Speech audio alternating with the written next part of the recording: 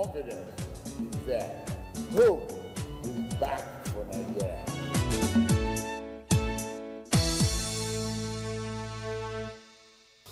Hello, this is Executive Recap on the activities of the President or activities within the presidency.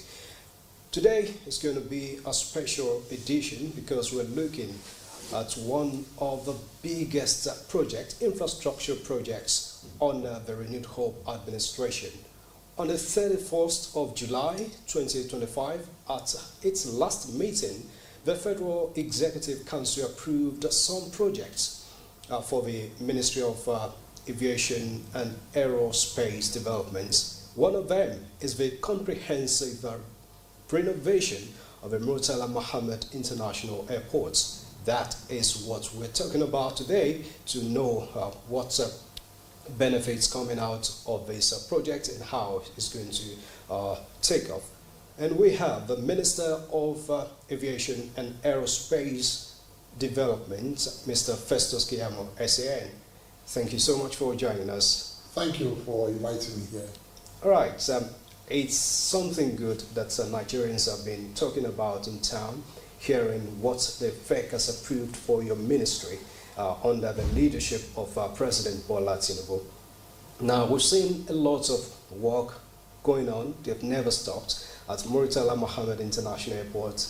Every now and then, construction ongoing, but now we're having a comprehensive renovation. That's what challenges would you say that airport is facing, or users of the airports are facing, warranting this renovation?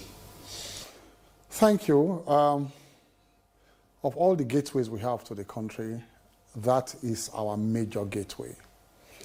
And the airport is nearly 50 years old right now. Nearly 50 years old without any major repair work, without replacing most of the old equipment, in terms of utilities that were used to build the airports. The central air conditioning system, the carousels, the lifts, the escalators, and so on and so forth. So the airport has been a sort of challenge to us for a very long time. What has happened over the years is that as the amenities were collapsing, we're doing what they call patch jobs, replace one toilet here. In fact, sometimes you won't see the same color of the tires. You replace with some other color, so everything now looks like indigo, different colors on the walls, and so on and so forth. Meanwhile, the public was growing restless about this. People have been praising us for trying to keep the environment, going, but it was a big challenge. And Mr. President, in his wisdom, felt that this was a time to carry out a total, refurbishment, a total rebuilding of that airport. And Mr. President graciously thought that this was top of his agenda, the Renewed Hope Development Fund, and Mr. President graciously approved it for the work to commence immediately for 22 months. Okay, 22 months, that's going to be a very, very busy period for Absolutely. That airport. Now, we'd like to know the components of this renovation. We are aware that you are touching Terminal 1 and 2, so let's start with it. The main building, what are those components that you're bringing on board? All right, so let me separate this for the members of the public. We have two terminals in Lagos. We have a Terminal 1. Terminal 1 is the building that is the very big building that is facing you once you're approaching the airport. That's the only way I can explain it. It's facing you directly with that bold sign written on it, Murtala Mohammed International Airport. That is Terminal 1, and that is the building that we are tearing down. The one, I'll explain.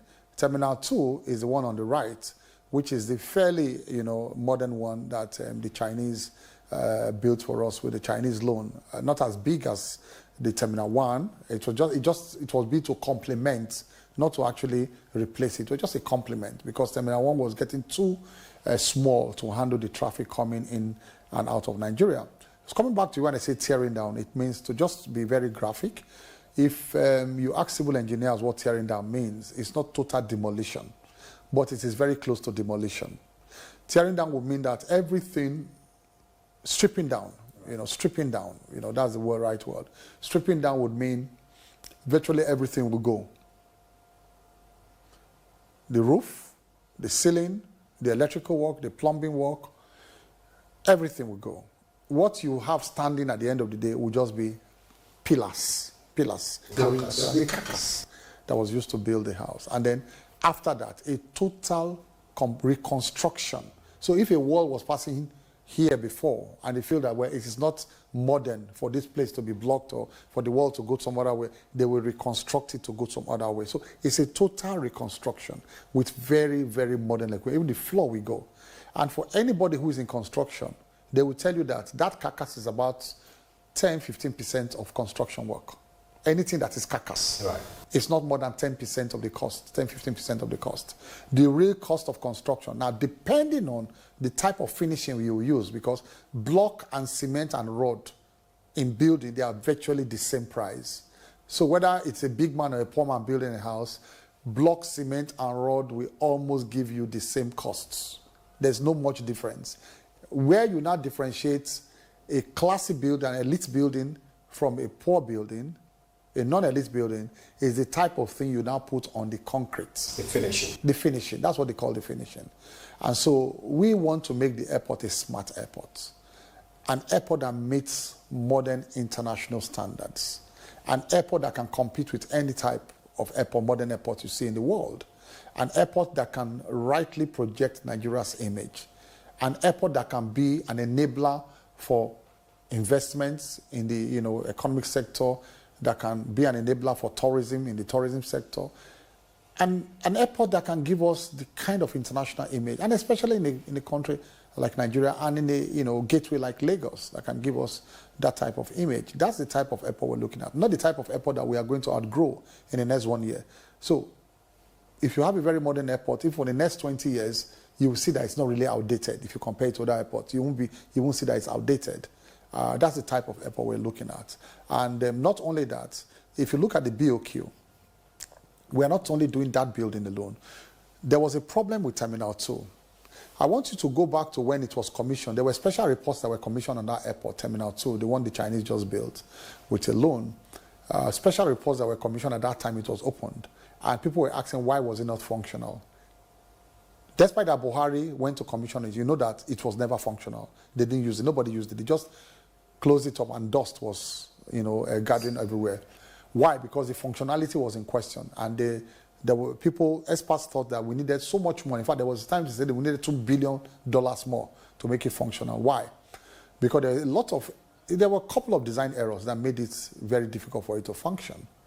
We want to correct all of that. We want to expand the building, expand the apron itself, and the taxiway to that terminal. Apron is like, what do you mean? Now, apron is where aircrafts park for embarkation and disembarkation.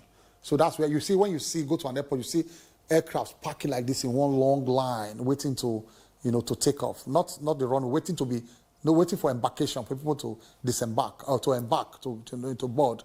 That is where you now see, that's the apron. Okay. The taxiway. Fingers, what do you call the fingers? No, the fingers are the ones linking the aircraft on the apron. Those things coming out like that. Those they call them passenger bridges or fingers or, that different names they have it, So those ones, that are the fingers. Now, where the aircraft, they all park in a full long line, waiting, connecting to the fingers, that's the apron. Then you now have the place, after they land on the tarmac, that place they normally come in slowly, by on top of, that way they ride slowly on and come and park at the apron. That's what they call the taxiway. That's the taxiway. So we're expanding all of that. We're expanding the apron, first of all. We're expanding the taxiway, and we are demolishing some buildings that are blocking the taxiway. Okay. So that airport was built, but certain aircraft could not come to anchor on the apron. They could not come there to anchor, and because there were a lot of blockages at the back. So we are removing all of those,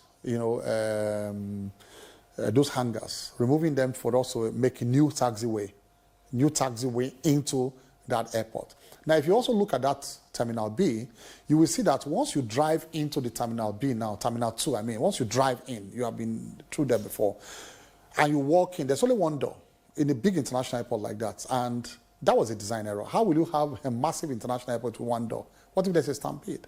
And that's why you see a long line, sometimes in the rush hour, you see customs and immigration check or customs checking people's bags, and because there are no multiple doors, there's only one door, you see a long queue going, to the outside. There's no international airport you see in the world where you have only one entrance into the place. All right, so what do we want to do? Once you come into that present arrival, Right. you have to now go upstairs to departure. So you have to take the lift or the escalator to upstairs with plenty of big bags that you have. Right. Normally when you want to go and check in. That's a design error. In all over the world, once you move into the arrival, and once you go to departure, as you are coming down, as you are entering departure, you are going straight to the check-in counters. Okay. Right.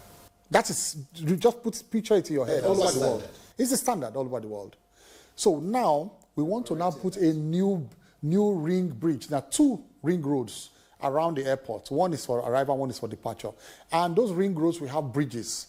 One bridge will take you up to the 2nd floor of that Terminal B. I'm talking about Terminal 2, where the bridge will just pass by the side of that glass door at the top. And they will now open the glass door as an entrance or different entrances. So once the bridge takes you close to that door, and you come down, that's the drop-off area, and you walk in, you are walking it straight into departure. Do you understand me? So you don't have to carry your bags up again, the lift or the carousels. And that thing will go around the airport. It will also connect Terminal 1. That same road will connect Terminal 1 and come back again to the Oshodi Expressway. There's another one down that bridge again, 2 ring roads going around. That is the comprehensive work we want to give to the Lagos Airport, to give it a real proper modern international look. Yeah, very fantastic, and I believe our viewers can actually have a better idea of that with these clips showing on the screen, courtesy of your ministry. That we've seen the engineering design of that project, and that is what I'm talking about. So now, with these announcements coming from your ministry and the government, a lot of fears growing within the users, regular users of that airport, particularly the international users, that or the challenges that usually come with the construction or renovation. So, what plan do you have in place to ensure that commuters, passengers, will not go through that stress that they might be nursing the fear about? Well, thank you for that question, and it's important that we carry the public along. They are the users of that airport, and I just had a long meeting with the CCECC that want to carry out the construction, and we are putting in place emergency measures to ensure that travel experience is still very seamless. For instance, the new Terminal 2 cannot really take all the stream of passengers we have, so we are putting in place a temporary structure very close to Terminal 2, at the back of Terminal 2, or by the side of Terminal 2. We're putting a temporary structure there. They have planned a temporary structure where you have emergency temporary check-in counters for airlines to still operate while we are tearing down the terminal, the main building. So that will happen, and then we're going to have a lot of emergency traffic announcements we're going to make to divert traffic, to control traffic coming into the airport, because during the rush hour, even with the airport the way it is now, you see the long traffic coming into the airport. So all of that is being done. By the time we are ready, we are going to call a stakeholders forum in Lagos, where we are going to educate the members of the public and stakeholders as to what we want to do, the type of cooperation we need from them, and the type of assistance we're also going to give to them during that period. Right, that's good to hear. And you've mentioned it, that when you're ready, and you also said that the project will take 22 months. Am I correct? Correct. Okay, now I know how passionate the president will be about this project. Anything infrastructure for him, it's important. So when exactly are you going to be ready? Well, we are ready to go because this is a special funding coming from the Renewed Hope Infrastructure Fund. And it's one of the pet projects of Mr. President. He is very passionate about this. We received the extract from the Federal Executive Council approval last week. We received the extract already. That means we are processing as fast as we can. After the Federal Executive Council approval, you still have to now issue award letters and all that. That should be done in the next 1 week, and then we'll wait for the release of the funds, what they call the mobilization funds and all that, to the contractor to move to site. And I think if everything goes well, I guess in the next 1 month, we should be calling, 1 or 2 months, we'll be calling a stakeholders meeting. Right. I like when you said you're building something that will outlive all of us, meaning you're building for posterity, you're not just considering. So what consideration do you have for expansion, particularly the possibility of having a national carrier? Well, national carrier is different from, well, I know you need a yes, airport but it is a necessary thing to have a hub. Without a proper hub like what we want to build, you won't have a national carrier. We have, in the original design you see, if you look at all those sides stretching to, is it that estate they call Mafuluku Estate, all the way to the back to Yanakwaja side, there's still a lot of bush there. If the original plan of Lagos Airport, you see, we have wing D and E now. There's supposed to be F, G, H. So the space is still there for all of those expansion. And in time, government is a continuum. Let's do what we have to do now. The next government and our successors in office can continue with those wing E, F, G, H for now. Let us concentrate on redoing D and E and set a standard for further expansion. All right, so this is not our preparation towards having a national carrier. Well, this is a hub. We can have a national carrier now when we have this as a proper hub. Okay. I told you now that we are going to, this is a proper hub we want to do now in terms of the fact that we can then process passengers from the Terminal 2 to Terminal 1 or Terminal 1 to Terminal 2 for arrival and departure. We can, without their stamping into Nigeria. You do that all over the world. You process passengers to another terminal to take off without your going into that particular country or city. That's what we want to do now. So it's a proper hub. For this one now, but it's not going to be as big as the Schiphol in Amsterdam now that it was designed after. This airport was designed after Schiphol, okay? But as time goes on, expansion will continue as the hub grows. But for now, we can start as a hub. So what hope do you have to give to Nigerians about the national carrier that will be inspected? Well, looking at different options. The national carrier will not be government funded, not in my time, not during my time. Maybe under government we think otherwise. Governments come and go. But all over the world, it's wasteful of government to pump money into a national carrier. We have tried it before, we have failed. And this time, we will not do it again because bureaucracy kills an airline. You have to run it commercially, professionally, and with experts. And that's what we're looking at, and for people to invest in it. And that's what we're looking at. But the kind of investment that will benefit Nigeria and Nigerians, not the ones that will put our economy in danger and will shortchange us. We will not do that. All right. We also know about other projects approved for you by FEC, including that of Aminu Kano International Airport and the one in Port Harcourt. So what are you doing about these two international airports? Well, we are upgrading the runway. The Kano runways have served us for a long time, and we thought there's a need to upgrade it fully to Category 2. Category 2 means that you improve the lighting on the runway, so much so that it can serve even approach and landing during very adverse weather. You have Cat 1, Cat 2, Cat 3 in terms of quality of lighting on runways these days. Presently, some of them are Cat 1. Some of our runways around Nigeria are Cat 1. So we are beginning to upgrade to Cat 2. And so Kano, if you know that during Harmattan season, some parts of the country are always full of haze and they will delay flights because visibility will be very poor. But this time, visibility will be improved, and all the instrument landing systems and all the navigational equipment will be upgraded, and then our landing system will be lights will be upgraded to Category 2, Cat 2, for us to be able to operate in those airports. Kano is one of them.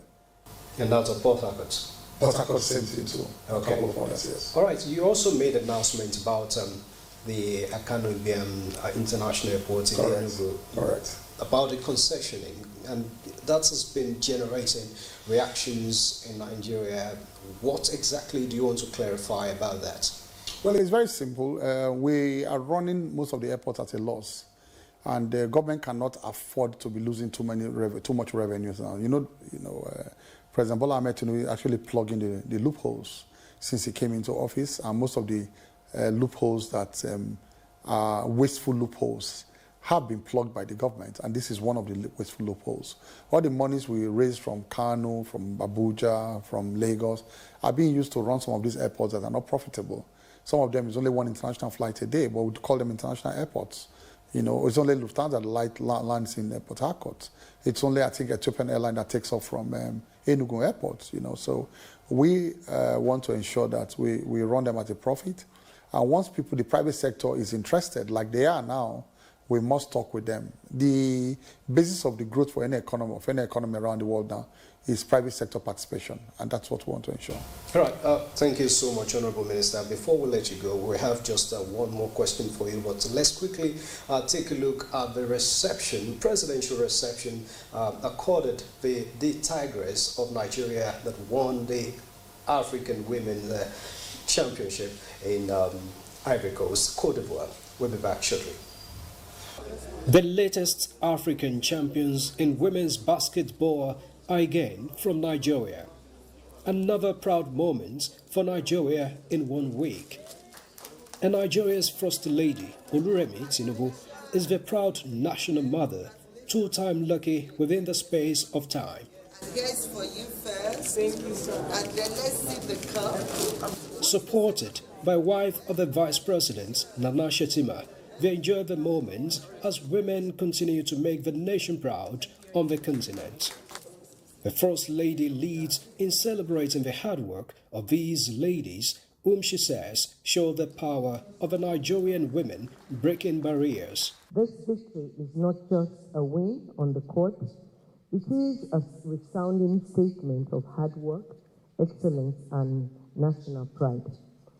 This is a moment that will forever inspire generations of Nigerian girls and women to dream big, boldly, and pursue greatness. It is a clear indication that hard work and teamwork is what it takes to succeed.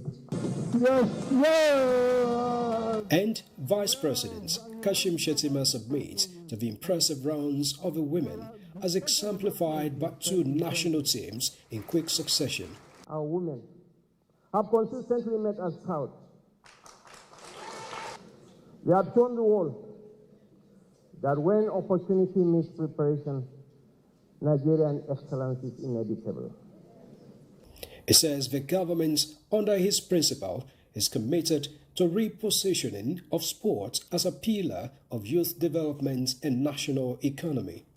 The Commission's renewed focus on athlete welfare, institutional reform, grassroots support, and performance-based development is already yielding results. Let this be a signal that we are on the right path. I'm very proud of you. You have made us proud, and we will stand by you as you prepare for the global stage. And to the most awaited moments of reward for the champions. Nothing short of OON national honors, cash and material gifts. And wait for the final icing on the cake.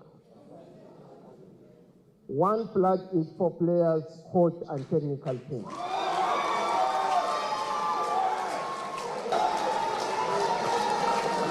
It means the world to us to be able to be hosted here today and to be able to represent our country in this way, to bring back another championship. I'm so thankful for Your Excellency Tinubu on his behalf. This is life-changing for some of these girls, life-changing for us, and this is what we need, renewed hope. We're so thankful for this, and we hope for more to come. The African champions now shift attention to preparation for the FIBA Women's World Cup coming up next year in Germany.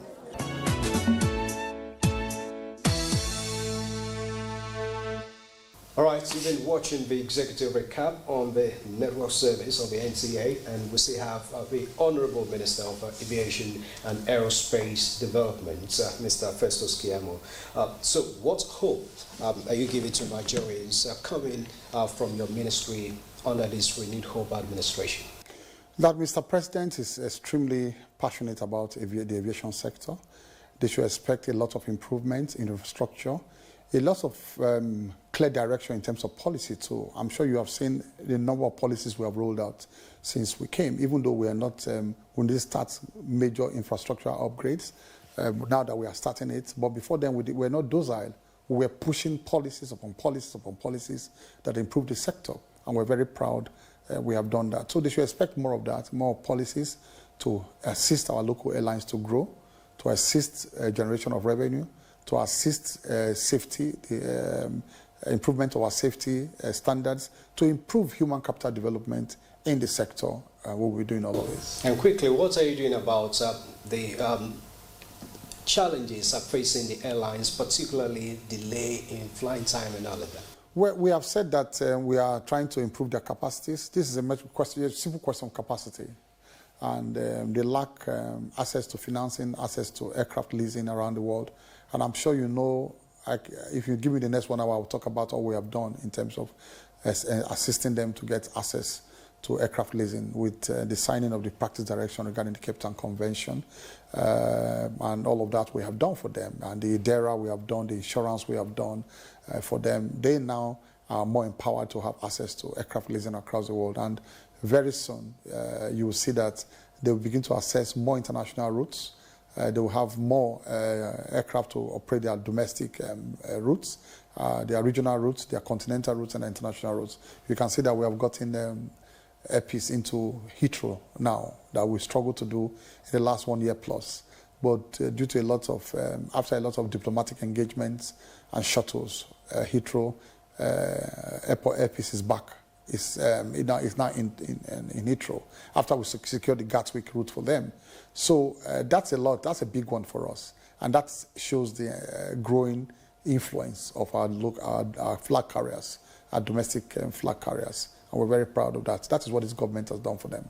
Honorable Minister of Aviation and Aerospace Development, Festus Keyamo, really appreciate your time and perspectives on this program.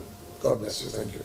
All right, that has been the executive recap on NCA for this week. Thank you so much for your time, and we hope to be back next week with another package of the show.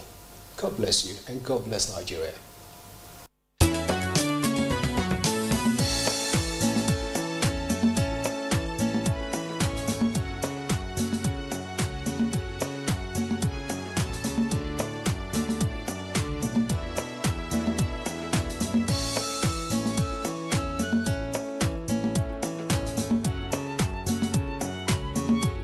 The confidence is there.